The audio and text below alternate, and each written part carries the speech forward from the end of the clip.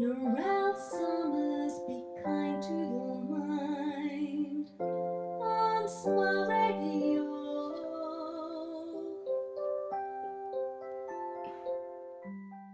Hello, I'm Narelle Summers, emotional wellbeing coach and speaker.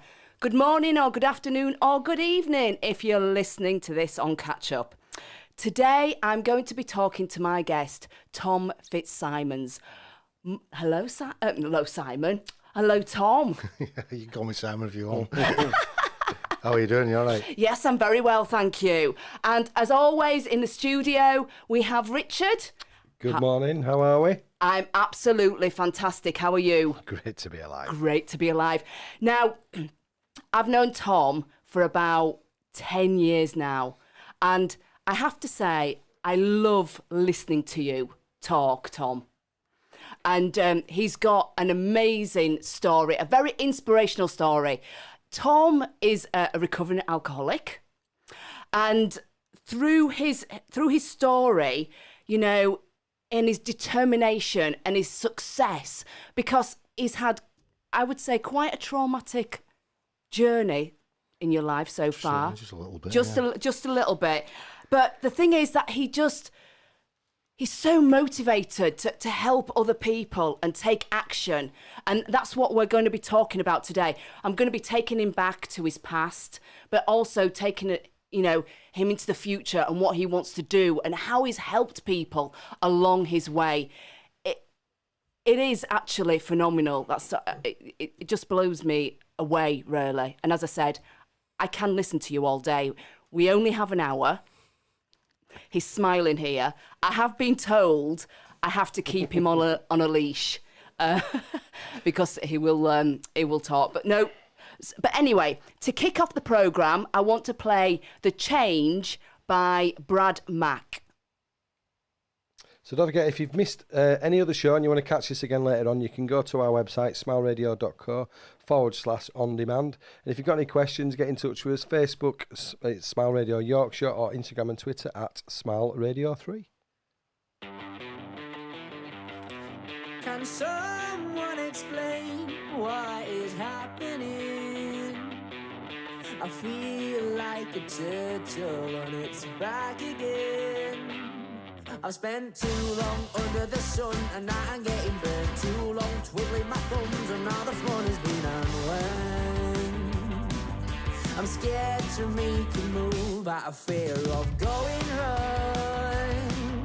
I've held myself back out of holding on to all the words and the thoughts and the feelings running through my mind, missing all the shots that I didn't take all the time.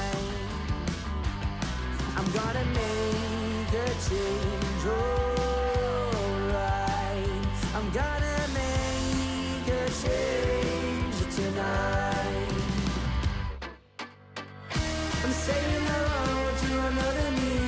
I'm saying let's go, just you and me.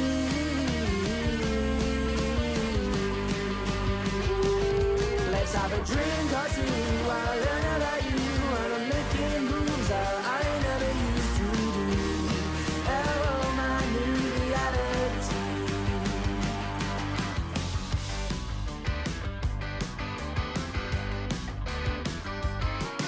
So far I'd say things are going well. From the smile on my face I reckon you could tell. I've got a sweet songbird that's twitterpating in my ears. Took a while but the good times finally here. I'm glad I made a change, alright. I'm glad I made a change that night. I'm saying hello to another me. I'm saying let's go, just you and me.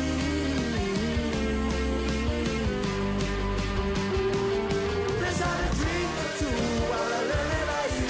How to making moves that I never used to do. Hello, my new reality.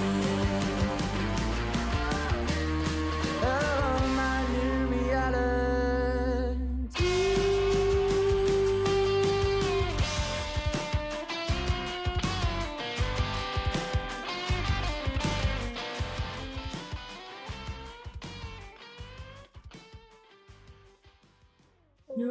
Narelle Summers, be kind to your mind. On Smile Radio.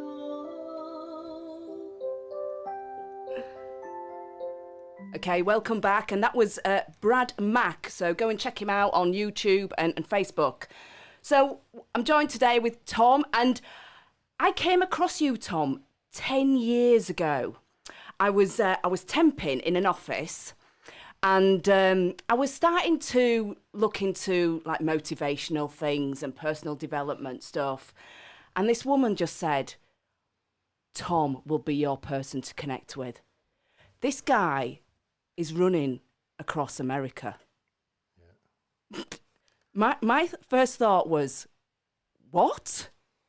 What? No. Running across America? What? No. And then she showed me a video, and then I came to see you speak, and you ran across America. Yes, it was a nice little jog back in 2013. It seemed like a good idea at the time.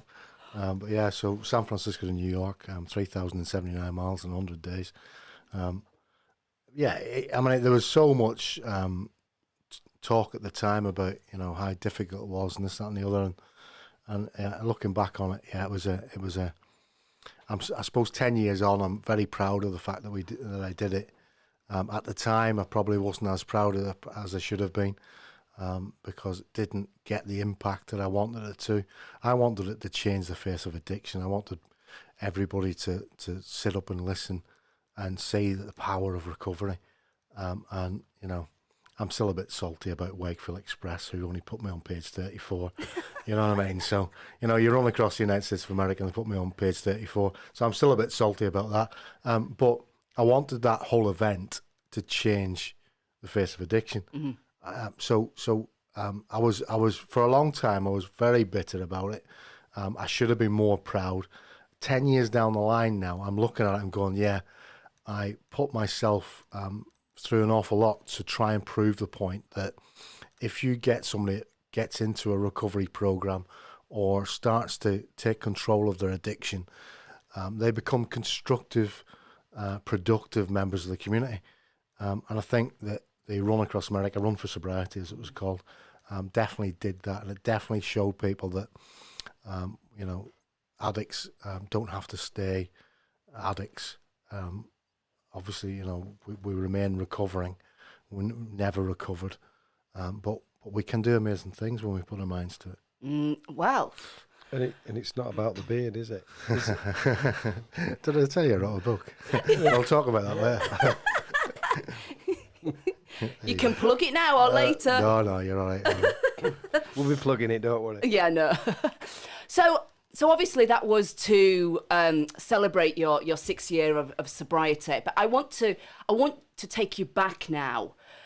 When did you start to feel that you had a problem? Because we've all been out there drinking in Wakefield, getting absolutely paralytic, But when did you realise that you were different to other people? I think I'd always been different. I think Right. that's the thing. That's the very important part of anyone who's got an addiction.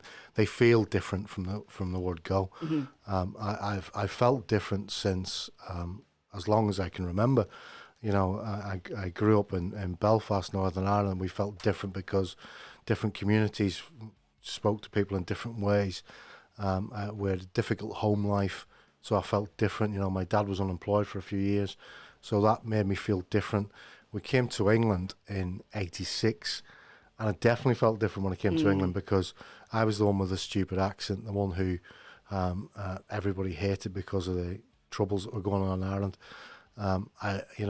I was a goalkeeper, different in that. I've always been different. So my drinking was always set out to be different. I wanted to be the best. I wanted to drink as hard as anyone else. I wanted to be different in everything I did. So when people were, starting to talk about going home early, why would you go home early? Or go out for one. Why would you go out for one? What's the point in putting on a clean shirt, going out into the pub and having one? So I was always different. And I don't think there was ever a point where I thought, I need to get this under control until the last few years. I think probably around about 2005, just after my son was born. Sorry, my daughter was born in 2004. I was born in 2006. And it started to really get, it almost got worse in those last few years, to the point where I think when I looked around and saw other people starting to tell me this is bad, started to look at my wife and she was, ready for leaving. She was looking at me going, this is no longer tolerable now. This, up until a certain point, it was, it was a laugh. It was fun. This isn't fun anymore. I've been with Zoe 7 years by that stage. It wasn't fun. We had 2 young kids, and me rolling home drunk after a 10-hour bender, driving in the car and doing all sorts of stupid stuff, fighting in bars, and just acting like an absolute animal. I think at that stage people had to say she was ready for saying that's enough. And for me, I never set out to get sober. I never set out to get sober. It was never my intention to be sat here 15 and a half years later sober. The first few months were to pull the wool over people's eyes, to try and convince people, yeah, I'm taking this seriously. But I wasn't. There was no intention for me to spend the rest of my life without drinking alcohol, because this is something I loved. Alcohol gave me a new sense of identity. It gave me a sense of who I was. It gave me, it made me who I was. I was able to go into pubs and clubs and talk to people. I was a character. People wanted to drink with me. It gave me everything. So as far as I was concerned, at that time, I was just going through a blip. Pull the wool over people's eyes for a few months, get myself some brownie points back at home, and then go back drinking. Yeah. So would you stop drinking for a few months then, or reduce it? At that particular time, it was I'd stopped completely. Okay. 2006, I stopped completely, and it was a simple case of I need some breathing space here for my relationship to survive. I need to convince people I'm taking this seriously. But deep down, if I'm honest with myself, I had no intention of spending a life of sobriety. No intention. It didn't even occur to me that you could. Right. Okay. It didn't occur to me that you could live sober. I didn't know anyone that was sober.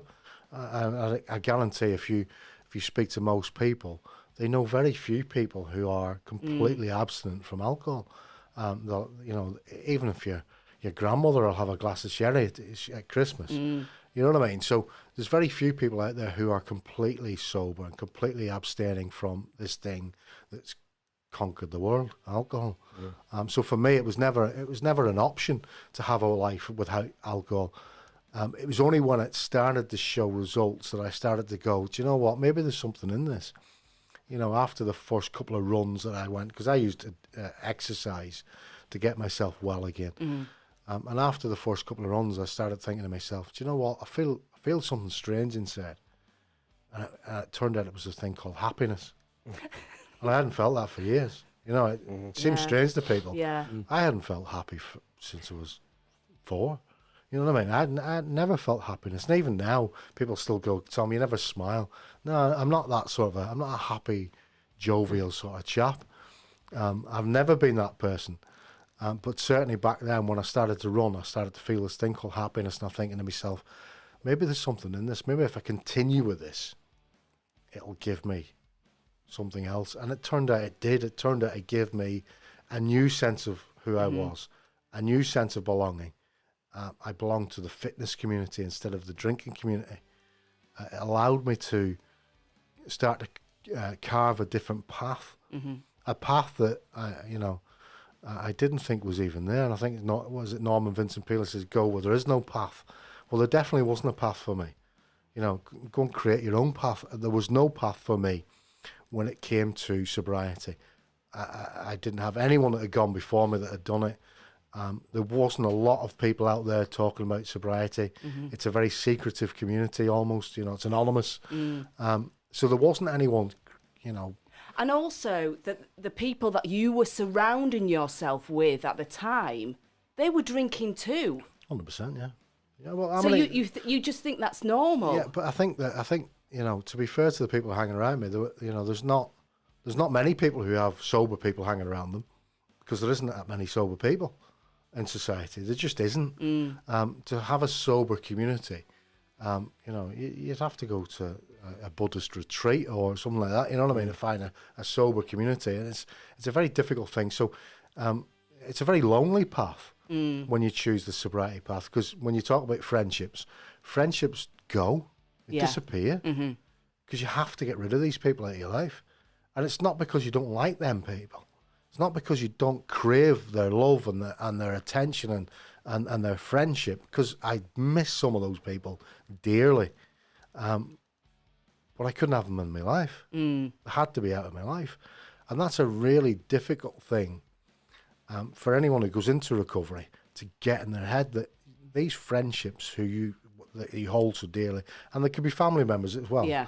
Some family members had to go out of my life. And that's really difficult. It's a really difficult thing when somebody says to you, right, you're going to change your life, but in order to change your life, you have to get rid of everybody that you hold dear. Yeah. And it's a difficult thing. And that's why, in my opinion, is why so many people struggle in the early days. And then go back. And relapse. Because if I was to say to you, right, all the friendships you've got, you have to walk away from them and start afresh. Yeah. You would say, not a chance. Yeah, it's hard.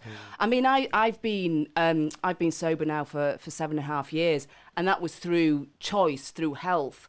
But it was difficult for me at the beginning when I was going out. I had friends that just have one. Who encourage you to drink because they want to drink, so they feel that you want to drink. I mean, now nobody suggests having a drink with me, because they know I've gone so long. But it's so much temptation in your path. And I think when, so if you've made a decision through health reasons not to drink, and it's fantastic what you've done, Narelle, but the ramifications of you having a drink, so being weak one day, are not massive. No. The ramifications for an addict having that one drink are huge. Well, it won't be one drink. You would be off. Yeah, no, and I say this to people that, I'd spend, the first few weeks, social drinking, and then in 6 months somebody would have to pay my mortgage. You were still able to go out and be around those people. Yeah. I literally had to stop going anywhere. And even now, so I don't get invited to weddings, I don't get invited to parties, I don't get invited to barbecues, because who wants somebody who's sober standing in judgment of people in the corner? And that's what you feel. Yeah. I mean, I do some work at a football club, and they're having an end of season do, and somebody said, are you coming to the end of season do? I said, I'm not because I don't want to go to the do. I really do want to go to the end of season do, because they've had a really good season, and I hope I've played a small part in that season. But it makes them feel uncomfortable. Yeah. Having somebody sober sat at their table. Yeah. So I don't want to do that to people. So your whole lifestyle has to change in order for you to keep people happy, but also to keep yourself safe. And keeping myself safe has been and will remain the number one priority in my life. It's not keeping my children safe. I keep my wife safe. That's high on priority. But if I'm not safe, then they're not safe. Yeah. So everything I do, I went to work the other day and somebody was handing out some chocolate, and there were truffles, just freely handing them out. And I asked, is there alcohol in them? It said, what are you talking about? And yes, there was rum in them. So I'm fanatical about making sure I don't fall back into that trap of relaxing. Yeah. Can't relax. Can never relax. But yeah, so for me, the whole change of who I was came from, and I am different. I've always been different. I'll remain different for the rest of my life. And being sober is different in this world. But people who don't understand addiction and who don't, I mean, I've learned, we've had many conversations, haven't we, Tom, about addiction. And there needs to be more education, because you can't just say, stop drinking, stop taking drugs. It doesn't work like that. Addiction is an illness, and people need to understand that. And until the people can understand it is an illness, mindsets aren't going to change. The stop things, if Sorry, Nancy Reagan was, just say no. to the drugs in the 80s, and statistics have proved that that was the worst thing you could have said to their generation, because the generation went, "Who are you telling me to say not take drugs? I'm a free person. I'll make my own decisions." So instead of being anti-alcohol, I'm more pro-sober. We've had this discussion a few times. So I promote sobriety as much as I can to show people you can live a life. So I bring my children up in a sober household. We're not anti-alcohol. You know, my son's 17 now, and he's going to the odd party, and I've explained to him, just don't tear it too much. You know what I mean? Don't go at it too much. You need to understand that there are ramifications if you come home absolutely K-lined. You need to make sure that I'm protected as well. You have a responsibility to me. So we're pro-sober rather than anti-alcohol, and I think that message needs to get out to people a little bit more. But the alcohol companies aren't daft. No. You know, we do dry January and we do sober October, and all of a sudden now the alcohol companies are bringing out zero alcohol booze. Yeah. You know what I mean? Because there's now a market for it. There wasn't a market 10 years ago when I was, I think there was one or two beers out there that were zero alcohol. Now I wouldn't drink them anyway. But it's almost like a placebo, isn't it?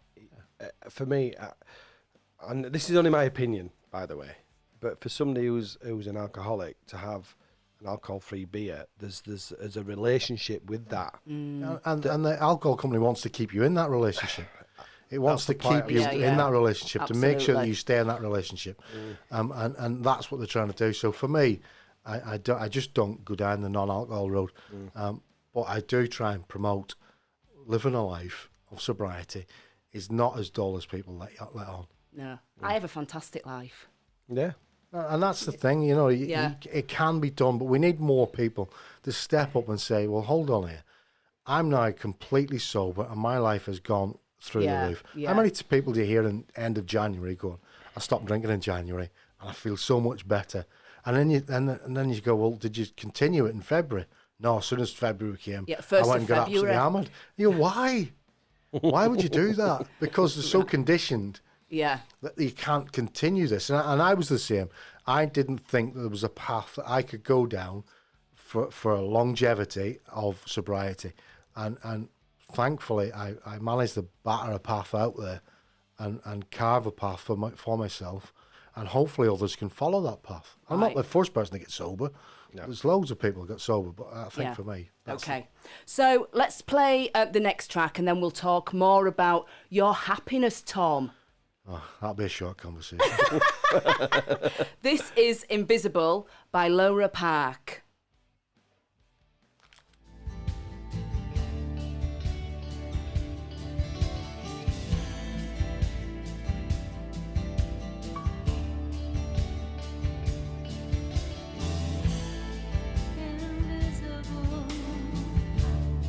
Invisible,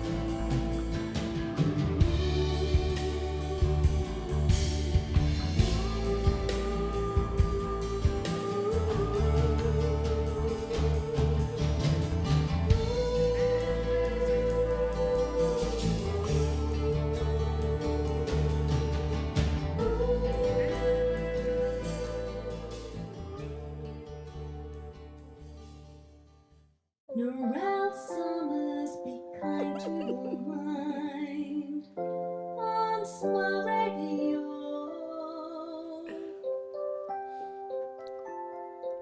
So that was Laura Park, and go and see them on Facebook or their website. So back talking to Tom about his happiness.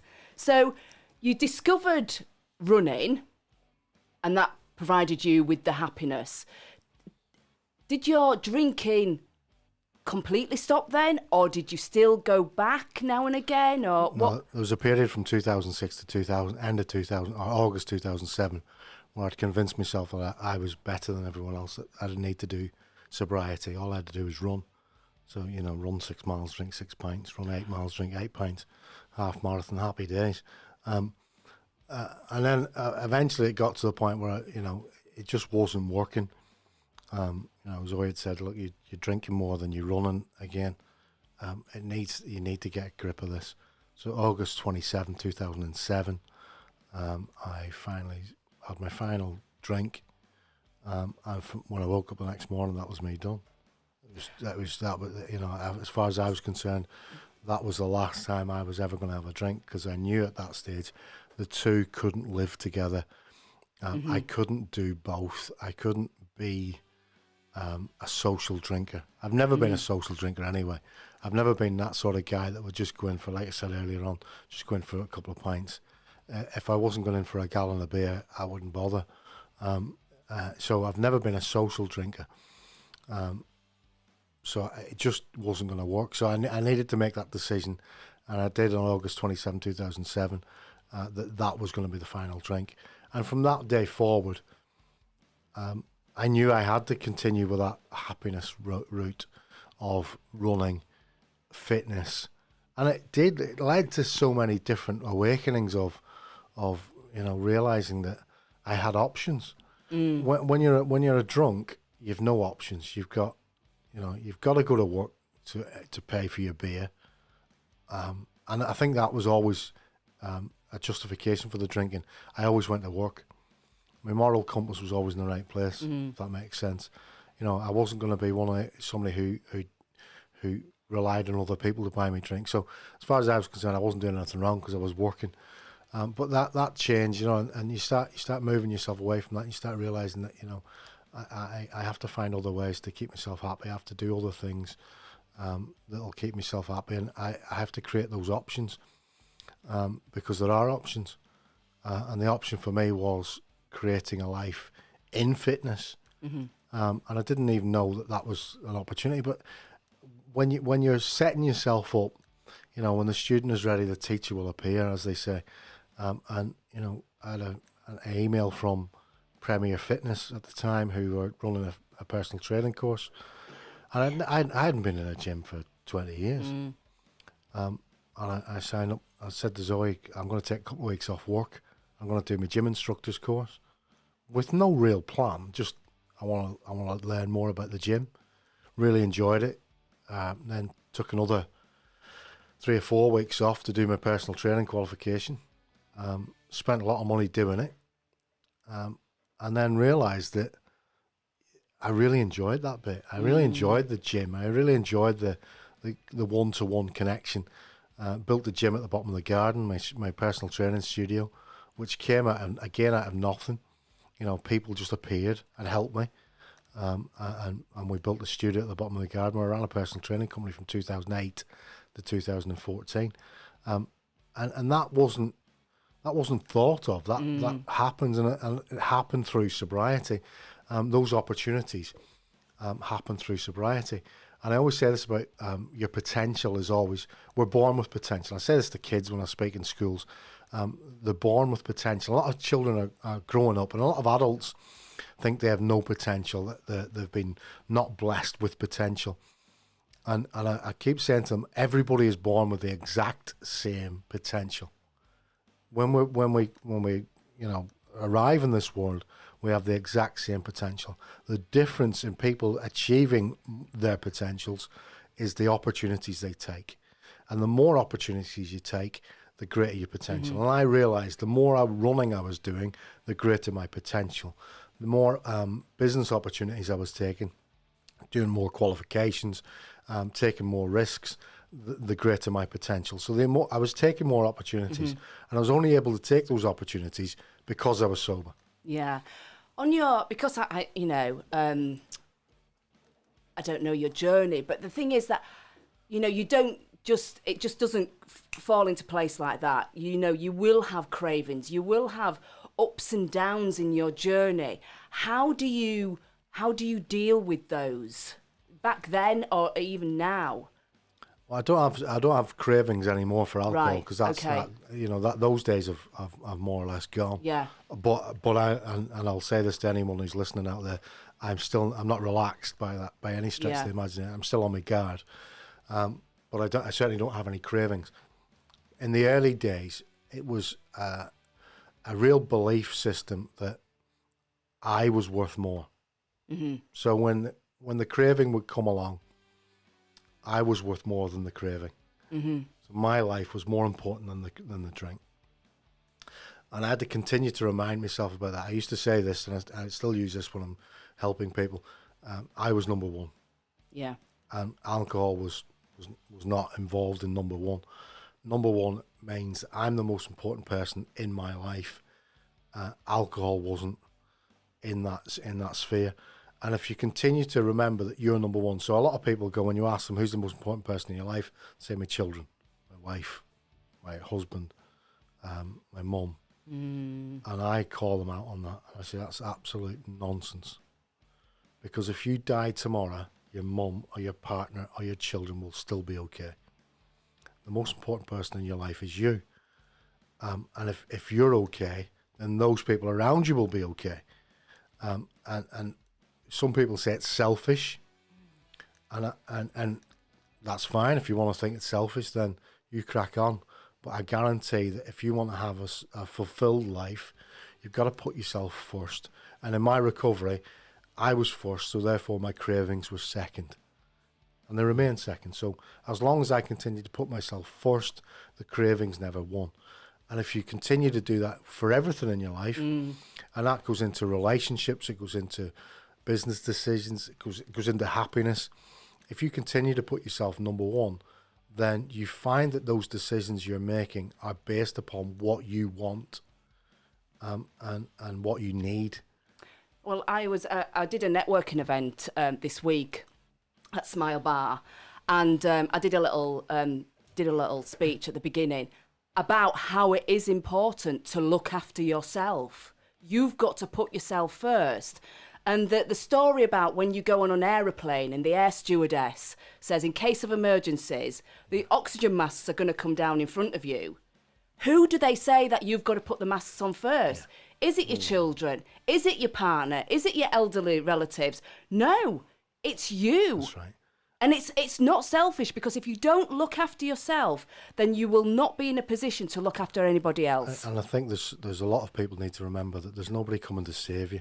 Yeah, there's nobody coming on a white horse that's going to come around and save you.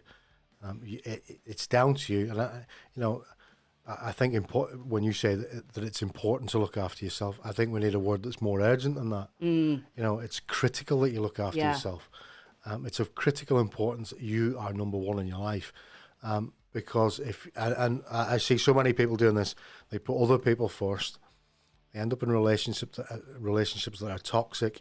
They end up with partners that are toxic. They end up with children who are running ragged round them, who uncontrollable. We have an entire generation of young people who appear to be, if you listen to the news, appear to be lacking in that self-control, and that's because their parents have not put themselves first. They have to put themselves first, and discipline. It comes from you. Yeah. So if they see discipline in themselves, if the children see that the adult is disciplined, then the chances are the child's disciplined as well. And we have to make sure that we get that message across to people. Discipline, and that's what it is. Looking after yourself is discipline. Getting up in the morning and getting washed and putting on new clean clothes, and making your bed, having your breakfast, going out to work, coming home from work and not making an excuse not to go to the gym, going to the gym, keeping your friendships alive by phoning people on a regular basis. It all takes discipline, but it also builds who you are as a person. Yeah. And it's that point that I think people need to get through to them, is that you are number one in this situation. And if you hadn't have done that, you wouldn't be here now. No, I'd be dead. Yeah. And that's the reality of where my life was. And my brother, sadly, didn't follow my path. He followed a different route. And God bless you, Adrian, you know, he had all the tools to get well again. And he didn't. He couldn't manage to see a way through. And we sadly lost him in 2020 at 40 years of age. So the realities of getting this wrong are you die. So how you've brought your brother up, which was truly awful, and obviously you've lost your sister as well. Again, awful. Two really traumatic events in your life recently. How do you stay on that path? I think for Adrian, I didn't stay on the path. Right. I stayed sober. Yes. But I had a complete breakdown. Right. Didn't look after myself. Forgot my own principles. Ended up not sleeping for months on end. You know, it was literally, you know, an hour on the sofa. Didn't sleep in my own bed for 6 months. You know, went down into the gym that I had and became a graffiti artist for 6 months. Literally just lost myself. Forgot my principles, forgot discipline. And thankfully I got through it without drinking. To be fair, you know, I had so many other things. So writing was very important to me. Writing poetry was very important to me. Art became important to me, even though I'm really rubbish at art. But it didn't matter at the time. It was something that I needed. So I found something else to channel that inner rage. Instead of going to alcohol, yeah. And it was rage. Yeah. And I think we have to accept that when people die, and the thing about somebody dying from the same illness that you've recovered from is you have an immense amount of guilt. Guilt that I didn't save him. Guilt that I didn't help him more. Guilt that I couldn't convey the message to him that I've managed to convey to a lot of others. I felt fraudulent that I was trying to be an inspirational speaker and I couldn't save my own brother. No, but to be fair though, Tom, it's really difficult because there's a fine balance, isn't there? Because the person who has the addiction, sometimes by helping them and not enabling them, is not doing anything. And maybe they didn't want to be saved. Do you know what I mean? And it's really difficult, and I can relate to everything that you're saying. But sadly, it doesn't take away the guilt. No. It doesn't take away. It doesn't take away for a family member who loses somebody to addiction. Nothing can explain to you how utterly useless you feel. No, I get that. That you couldn't, especially somebody who's been in recovery for a long time. Recovery. That I couldn't help my own brother. And yes, maybe he didn't want to be saved. I get that. And maybe that was, but it certainly wasn't the life he chose, because nobody chooses that lifestyle. It certainly wasn't the way he would have chosen to go, laying on collapsing on my sister's flat floor at 40 years of age. It wasn't the way to go. But thankfully, I managed to get myself well again. I managed to start being disciplined with the things I did, and I was just getting back on track. And then my sister died. Yeah, and this is when you know sad. that we lost my sister last July, and not alcohol or drugs related, just a natural causes death. But when she died, I knew I wasn't going to break this time. I was going to put things in place. So I took a month off work. I did all the funeral bit, I did all that bit, went back to work. And end of September, realised I was starting to get angry again. Yeah. Spoke to my employer and said, look, I need a month off. Took all of October off. Every morning went to the gym, had a coffee, didn't train, literally just went and had a coffee. Sat in the reception area or the cafe area of my local gym and talked to people. Yeah. I was present for people. And people were present for me. They were willing to listen. So I did the things, and then eventually I started to go back to the gym, started training, writing more. I actually published a book in October last year to because I had that month off to keep myself productive. I published a poetry book, and I didn't break this time. So I learned lots of lessons, and I think the thing about grief is there's no playbook. There's no, everybody deals with grief differently. Everybody expects an addict, as soon as somebody dies in the family, to go back on the drink. Yeah. Or to use it as an excuse. And it's a very valid excuse. You'd lose your brother at 40 years of age. It's a valid excuse. Nobody would have blamed me if it had gone back on the drink. But it wasn't, it's not a solution. But also, there must be something so powerful inside you, Tom, not to turn to that drink. Two really tragic lives. I think it goes back to what we said earlier.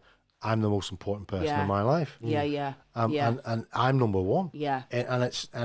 Yes, it's selfish, but it saves your life in situations like that. Yeah. If you start to put grief ahead of you, if you start to put anger ahead of you, if you start to put any emotion ahead of who you are as a person, you will break. So as far as I was concerned, I'm still number one in my life.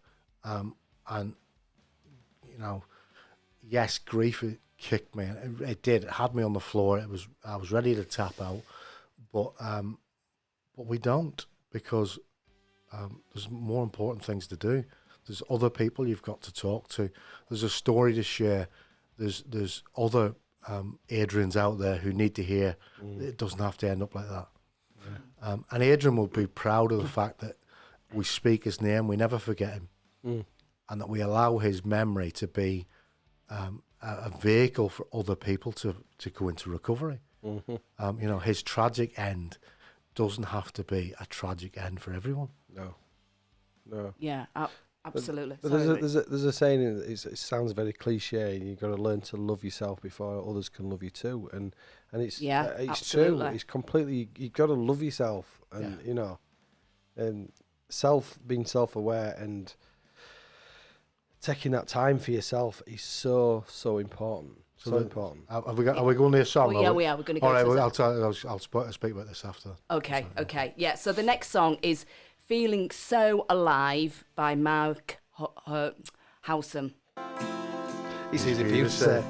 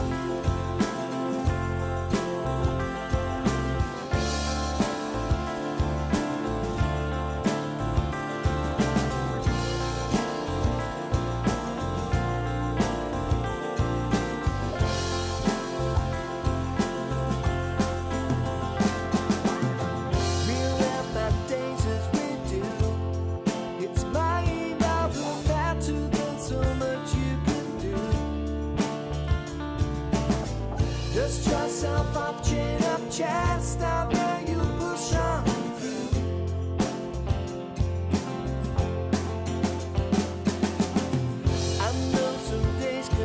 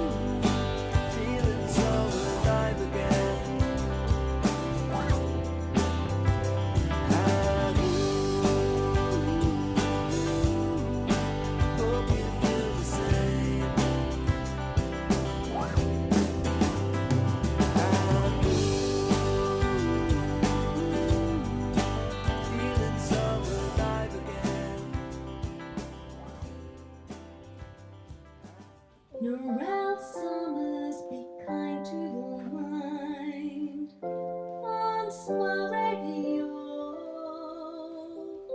So that was Mark Howson, and his band is Bloomin' Hummers, without the G and with the Z. So, Tom, you were going to share another story with us. Just before. going back with Yeah. what Rich was saying about Yeah. loving yourself. I once saw an interview with Christian Louis Vuitton, the shoe designer. I bet you never thought I'd tell a story about a shoe designer. I'm a bit of a shoe collector, but not those sorts of shoes.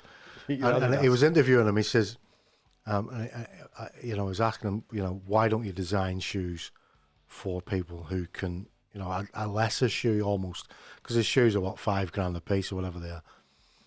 And he says, because I don't want to. She says, because that's not who I am. And he pushed him. He says, well, what do you mean? He says, well, when I wake up in the morning, I look at myself and I tell myself I love myself. And I do things that make me happy. So yes, there are shoe designers out there that will make shoes at $100, but I don't want to do that.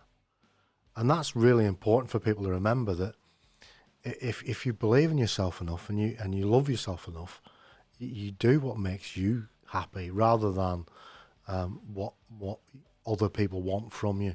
And I thought that was a really nice way of being able to say to people, yeah, that's okay, you crack on if you want to make your $100 shoes. But I love myself more than that.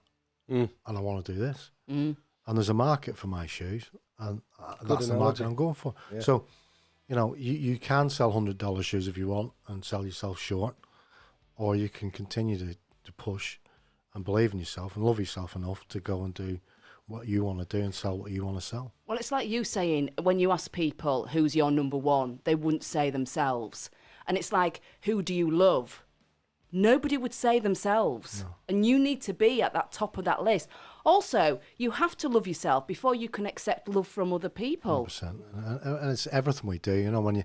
I do a thing at work where I ask people your 5 greatest achievements. It's a very simple question. And everybody talks about work. Nobody talks about anything outside of work. And you say, well, I don't mean work. I want you to tell me your 5 greatest achievements outside of work.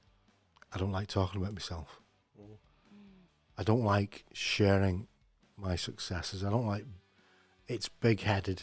It's, it's vain. It's whatever it is. No, it's not if I've asked you to tell me. No, if I've asked you to share this story, it's not like you're coming in and saying, hey up, Tom, I'm going to tell you my 5 greatest achievements. Well, I never asked. We're not doing that. I've asked you to share that with me. And people struggle to share the success. They struggle to talk about who they are as people. Do you think that's British as well? That we're British? I think it's probably European. Yeah. I think the Americans are better at it because they love that whole success story. They love that sharing of coming through adversity. They love that. In this country, I once had a conversation about somebody who said, I was going to see Tony Robbins. We mentioned Tony Robbins earlier in the break. Why would you want to go and see an inspirational speaker? I said, well, how do you get inspired every day? He said, what do you mean get inspired? I get up, I get dressed, I have my breakfast, and I go to work. I come home, I have my tea, and I go to bed. What do I need to be inspired about? And it shocked me. And it saddened me as well that we are conditioned that much to just accept the lots we've been given.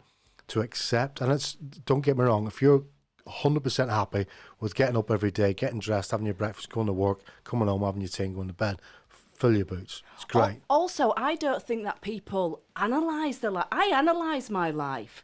What do I want to do? How can I better myself? I'm always analysing myself. But I know that there's people out there, as you said, get up, go to work, come home, go to bed.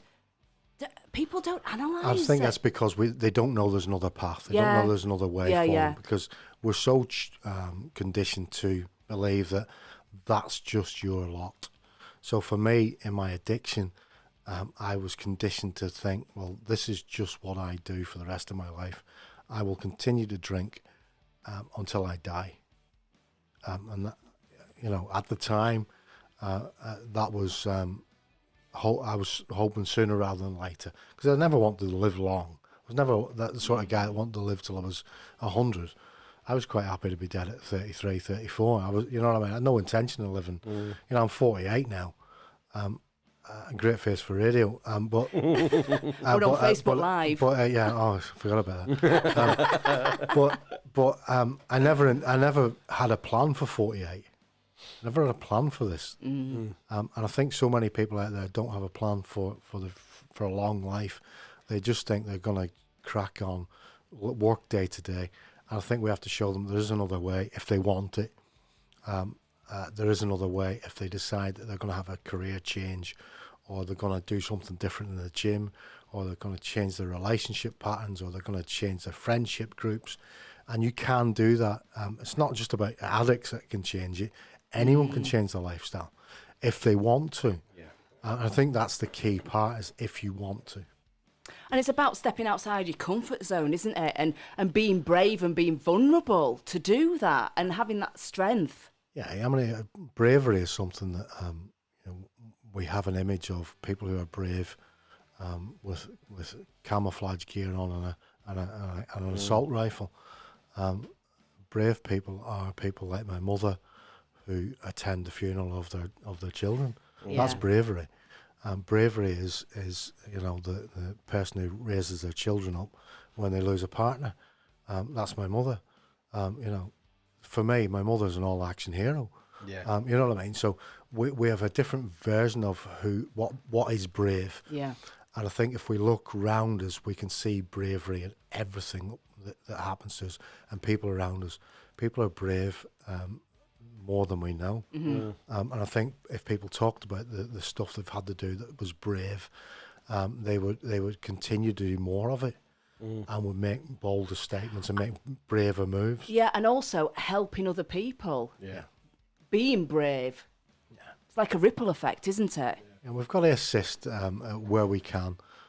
We can't enable people to do things. We have to just assist, sit back and help where we can. I went to a funeral yesterday of an old gentleman that I know, Joe Snowden. God bless him, he was in his 90s. And my sole takeaway was, when it all ends, your sole goal in life is to have made a difference in people's lives. And Joe made a difference. And I hope that when people arrive at my funeral, that they will say the same, that I've made a difference. And I think that's, if we all do that, if we all try and make a difference, a small amount of difference in people's lives, then we go a little bit way to making this absolutely, at times, horrible world a little bit more bearable. Easier. Yeah.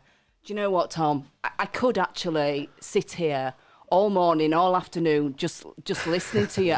You are phenomenal. So if people want to get in touch with you, Tom, and I know that you've got a couple of books, if you can tell people where they can buy them, where they can find you on socials. At Twitter at Drying Out. My website's tomfitzsimons.co.uk. It's still live. I have 2 books out. One's called It's Not About the Beard. Have I told you about that, Rich? I think you mentioned it. This used to be an old standing joke with me and Rich years ago. So yeah, I have a book called It's Not About the Beard. Might get a copy on Amazon. We only publish so many copies, so you may well find a copy. And what's it about? It's about my run across the United States of America. It's definitely not about the beard. It's definitely not. The beard it became a bit of a joke, did the beard. It's about passion, love, family, determination, resilience. 3,000 miles in 100 days is a phenomenal tough thing. And then last October, I published a poetry book called Lads Cry Too. And it's a poetry book full of mental health poems that I've written since Adrian died. And it's a way of trying to get young men, and men in general, and women, to realise that the power of poetry to get your emotions out there. So that's available on Amazon, Lads Cry Too. And that's all I've got to plug. Be another one out soon, I'm sure. No, I've actually read It's Not About the Beard. Have you, Richard? I've read it, yeah. Yeah, it's fantastic. I've got a signed copy. I might have a signed copy as well because I came to your book signing. If everybody bought a book from me direct, then they'll have got a signed copy. Oh, Yeah, I don't yeah. feel that special there. So I've been Narelle Summers. You can check me out on my website, Narelle Summers. I'm on Facebook. I'm on LinkedIn. I'm on Instagram. If anybody's looking for a wellbeing speaker, do get in contact. You know, stress in the workplace is on the increase. And I like to share my stories and my tips and techniques on to help people have a better quality of life. Yeah, and so don't forget, if you want to catch the show again or share it, go to smileradio.com/on-demand. All the shows are there. You can listen for free or download it for a couple of quid. Every little bit helps. So all I'd love to say is, Narelle, thanks again for being so positive. Tom, always a pleasure, mate. Thanks very much. Keep the faith. Keep the faith, indeed. Thanks again. Stay safe, everybody. Look after each other, and we'll see you again soon. Take care. Bye-bye. So far I'd say things are going well. From the smile on my face, I reckon you could tell. I've got a sweet songbird that's twitterpating in my ears. Took a while, but the good times find me here. I'm glad I made a change, alright. I'm glad I made a change.